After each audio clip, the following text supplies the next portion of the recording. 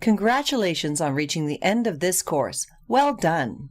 By now you should be much more familiar with Python, but you won't really master these concepts unless you take the time to create some of your own Python programs. So feel free to use these videos as much as needed and reference Python documentation as you see fit at docs.python.org/3/. If you have questions, feel free to post them in the discussion forum for this course.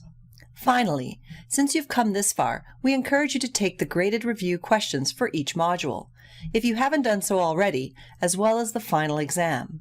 It's okay to find some of the questions difficult to answer.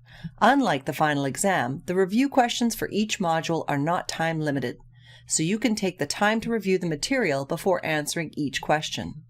We hope you found the hands-on labs after each module worthwhile and that you're now ready to use Python to create your own programs and applications, and that you're motivated to learn more advanced topics in Python.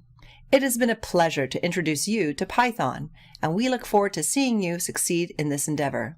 Thanks for taking this course.